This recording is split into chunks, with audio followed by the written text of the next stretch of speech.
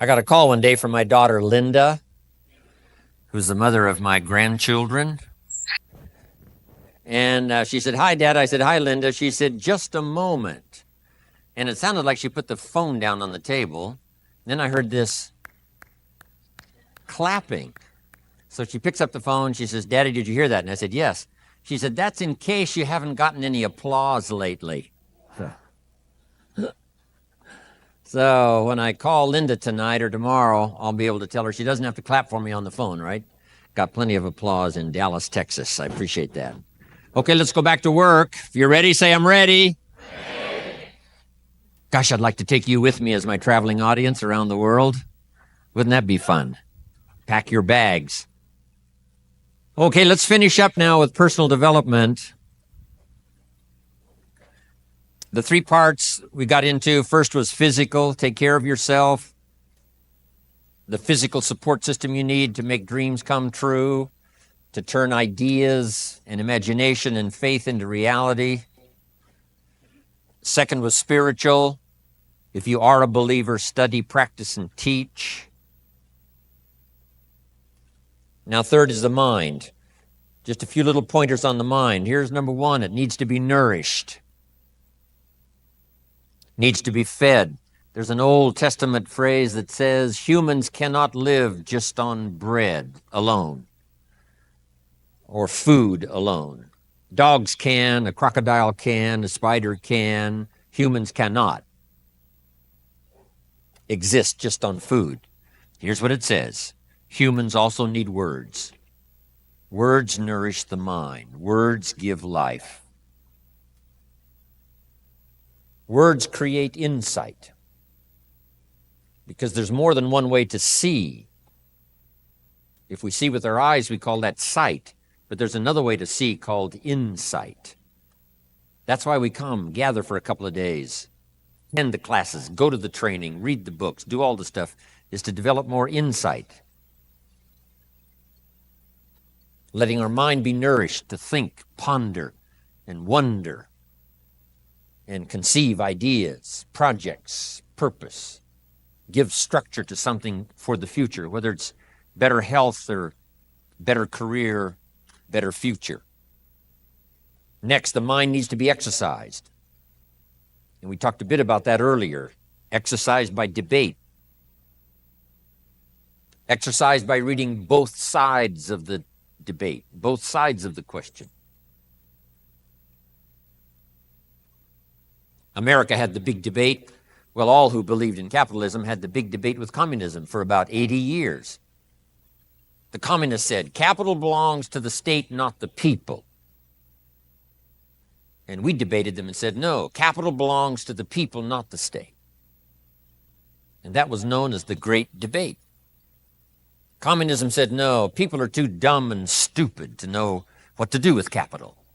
So you have to take capital away from all the dumb, stupid people and give it to the all-wise, all-knowing state. And let the state create and run everything and let the people show up for their work assignment. That was their side of the debate. And when they used that philosophy, of course, they devastated everything they touched. I've lectured now in East Germany.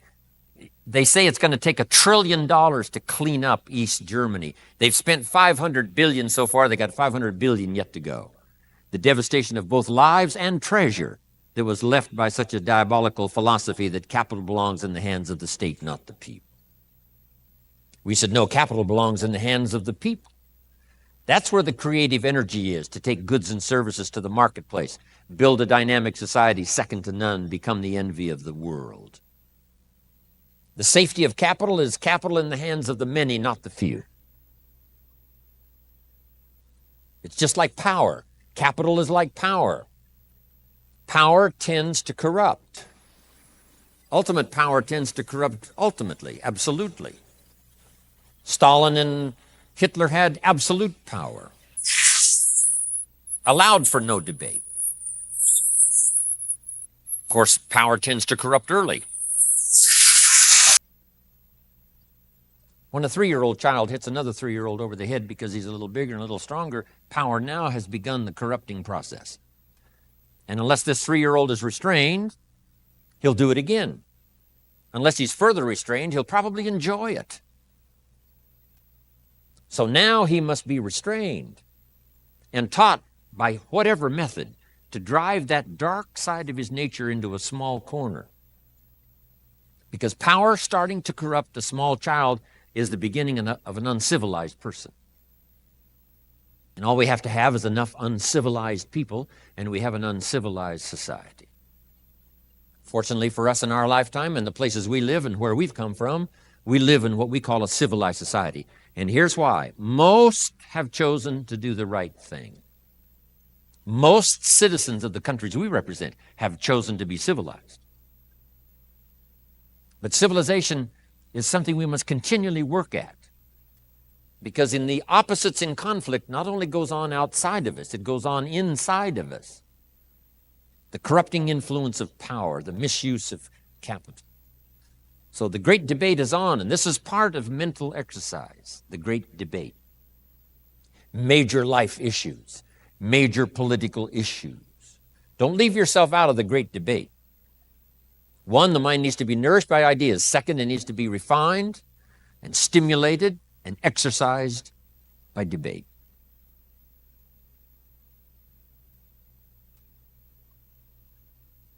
We need both sides of the human drama represented.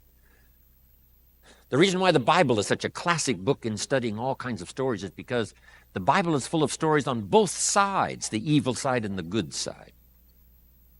The Bible said, Old Testament said, this king came to power and he was a good king and he ruled for 18 years. And then it says the next king came to power and he was a bad king and he put up idols. He became the bad king. So it reads good king, bad king, showing both sides of the human spectrum and drama.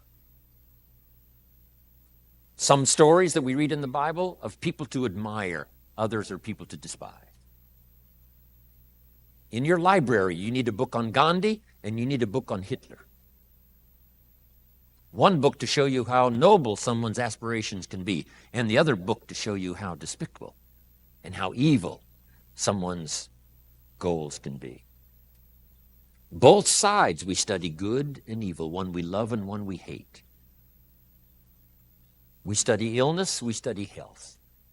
Someone says, well, you can't study the negative things. You have to study the negative things.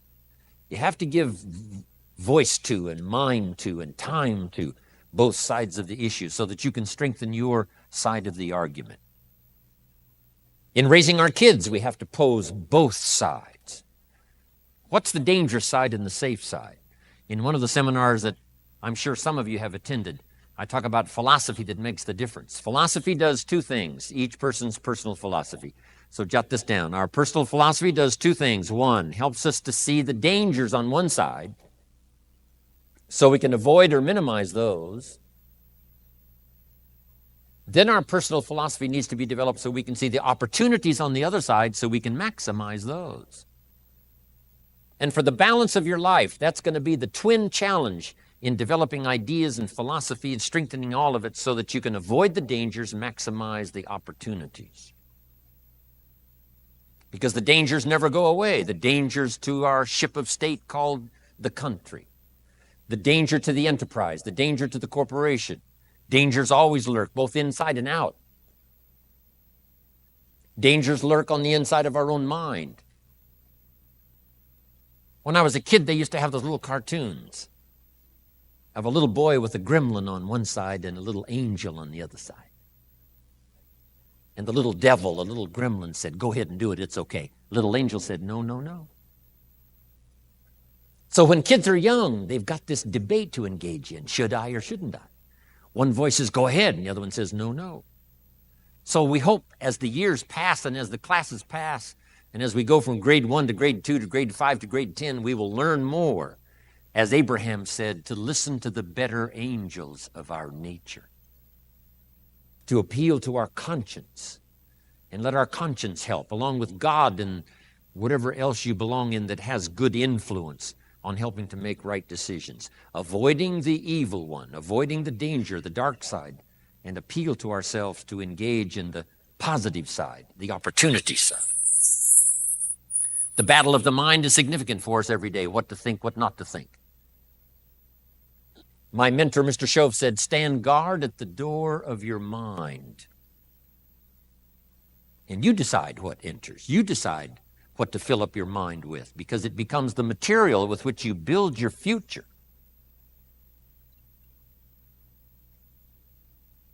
So, engaging the mind to make rational decisions about life. Beware of the thief on the street that's after your purse, but also beware of the thief in your mind that's after your promise. The thief in your mind that says you're too short, you're too tall, you've never done it before. What makes you think you can do it now? It's not going to work for you. Someone else could find the book. You'll never find the book. If you found the book, you wouldn't read it. If you did read it, you wouldn't understand it. That's stuff that goes on in our mind. So jot down this key phrase. It's one of the best for the day. Whatever you do, don't become a victim of yourself. As you engage in this debate, what to eat, what not to eat, where to go, where not to go, what to say, what not to say, what to do, what not to do, make sure that you strengthen the positive side of this argument with yourself, so that day by day you become healthier, day by day you become stronger, day by day you become wiser. Day by day you build a better shield and immunity. An inside immunity to ward off disease, but an outside immunity to ward off all the negative and all the trash and all the stuff that would not enhance your personal development nor your promise for the future. So this is so important in understanding the mind. Feed it. We call it food for thought. That's what a big share of this whole seminar is all about these 3 days, is providing food to think about, thoughts to think about, and then ideas to debate. And it's not necessarily what's right or what's wrong, but what's better or what's best. This is okay, but this would be better. With this, yes, you can manage, but with this, you can flourish. With this, you can exist. With this, you can live a fantastic life. So, exercising the mind. Now, to develop the mind, you need a good library. Let me give you 3 parts to your library. Number 1 is your visual library. Zig and I and others have put things on video so you can see it. We ask you to come here today and see what's going on a business day. Look how many people are interested in personal development to make those, stressful arrangements. And for some of you, I know it wasn't easy. In order to be here today to soak up ideas, let them permeate your thoughts and serve you for the future. So part of it comes by visual. Come and see. And then if it's on video, you can see it again and again and again. Key phrase, repetition is the mother of learning.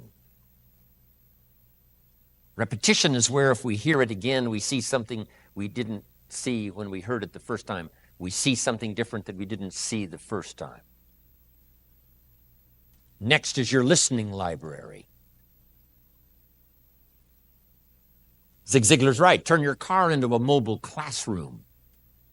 You can have a university education in a fairly short period of time just using the traveling time to listen. Key phrase is to listen to voices of value.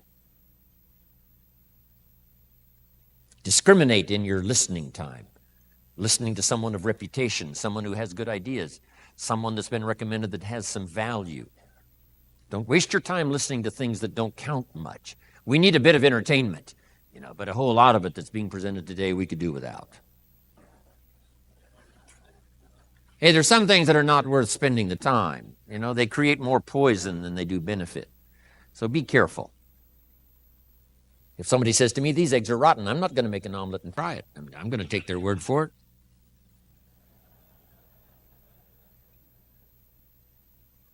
So feed the mind, exercise the mind, and build your library. I recommend 3 books that were recommended to me when I started my library when I was 25 years old.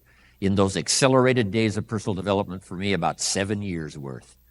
So fantastically changed my bank account, changed my income, revolutionized my future. With the foundation my parents gave me, meeting Mr. Schoaf at age 25, I'm telling you, it's been a journey for me like no other ever since. Then I've had mentors along the way. My current mentor, Bill Bailey, who you're going to hear from later. I'm telling you, that keep my mind stimulated, that keep my interest keen, that help me to evaluate and to weigh what is good, what is okay, what is better, and what is prosperous in terms of your life. mentors. And that first mentor I had recommended these 3 books. First was the Bible. Now, I had an advantage there because my parents made sure I was a pretty good scholar by age 19. A good book to serve you all of your life. One of the major sources of ideas, stories, poetry, history. A major source for stimulation.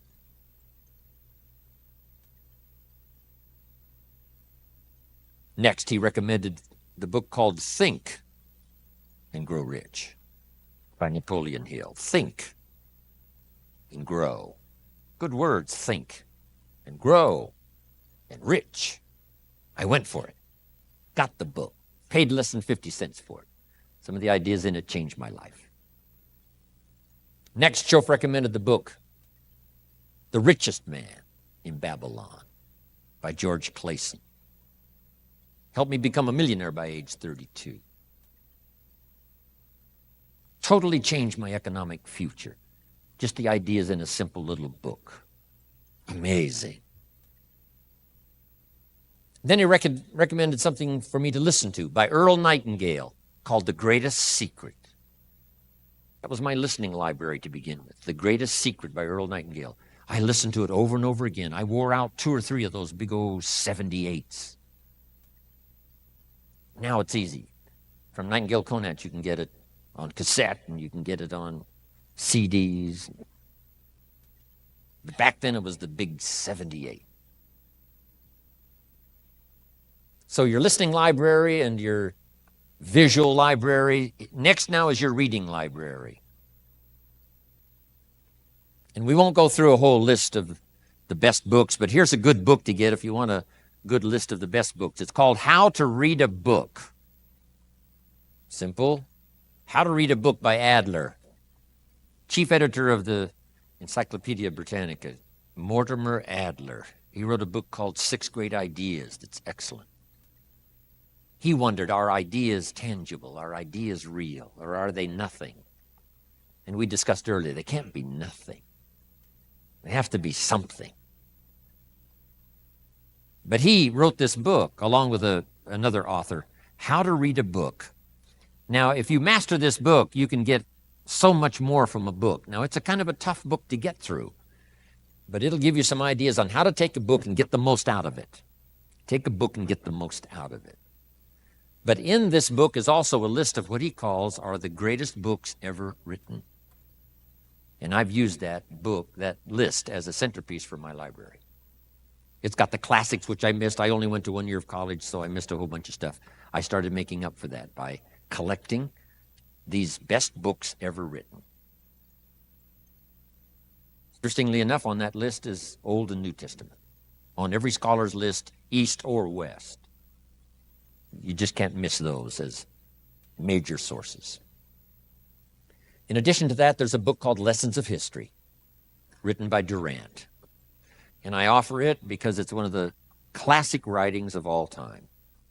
You may not agree with his premise, but you certainly have to agree that it's one of the best well-written books ever.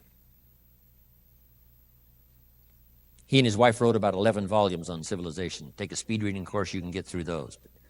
But this little book, Lessons of History, is sort of a summary of their ideas on history. It's a classic. Then a classic I think most everybody's got. It's called As a Man Thinketh by James Allen, where each sentence is a seminar. And you may not agree with his premise either in certain instances. You don't want to read just what you agree with. And not just to read the positive. Make this note. You cannot live on mental candy. Just like you can't feed your children ice cream all the time and hope that they will be healthy. So you cannot live on mental candy. Someone says, well, I just read the positive stuff. That's not enough. And the reason is because you need to know both sides of the issue. So start your library like I did, age 25. I mentioned in another seminar, haven't read everything in my library, but I feel smarter just walking in it, right? And smart enough to buy it. Now I got to be smart enough to read it all. Then I got to be smart enough to sort through and decide what's valuable. So make that the next part now. In part of personal development for the mind, you got to sort through what you read, what you see, and what you hear, and decide which of all of that is valuable for you to try and do and master. This is where being a student comes in. Not a follower, but a student. Read both books and decide. You read one book on good health and it says, do what this book says, you'll live forever. You read the next book on health and nutrition and it says, if you do what that first book says, you'll die young. So someone says to me, Mr. Rohn, which of these books should I follow? Jot this down. Neither one. Don't be a follower. Read both books and make up your own mind. Here's what's important in the final analysis. One of the best phrases for the day, I got this from my Canadian friend Harold Dyke, who gave it to me, and I've used it all these years. Here's what he said. Make sure what you finally do is the product of your own conclusion. Make sure what you finally do is the product of your own conclusion. Meaning you don't just follow, but you listen to both sides of the argument. You listen to the controversy. You try to master the points on both sides or three sides or whatever. Then you start charting your own course. It doesn't say you'll make always the right decision on what course to take or what to do. You can refine as you go. But make sure that what you do is the product of your own conclusions. Conclusions from the debate. Conclusion from what makes the best sense to you to try. Now, jot this down. Also give yourself a chance to change. Some things I held on to that I thought this was it. I'm telling you, after a while I gave it up, found out it wasn't it. So give yourself a chance to change. Refine your philosophy. Refine your direction.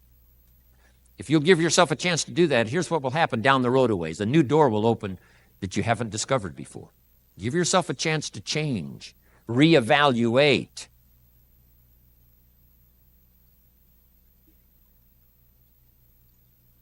Okay. So let your library be a testimonial of your dedicated interest in accelerated personal development, that you will read whatever you have to read, you will hear whatever you must hear, and you will watch and see whatever you must see in order to make your life refined and worthwhile and achieve all of your purposes. That's what I want this stopping station to be these 3 days. Just to come here and sit for a while and listen and ponder and take notes and work hard and see if you can't absorb, get all that you possibly can here so that it will start to refine your life even before you get on an airplane and fly back to wherever you came from, before you get in your car and drive away. What we share with you here, with whatever all the rest that you've learned, this will be a catalyst to start a process even before you get home that'll start working for you. Some of you are going to set some goals. We're going to do the workshop tomorrow, designing the next 10 years. Hopefully you'll come up with some new promises, some new objectives, some new ideas.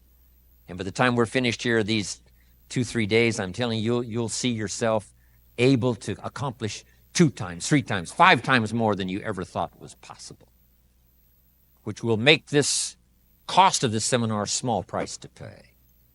And hopefully it'll make the time you spent here small price to pay compared to making this an investment in your future, in what will flow in terms of money and income and return and reward and respect and dignity and accolades, trophies, all the stuff that can be yours.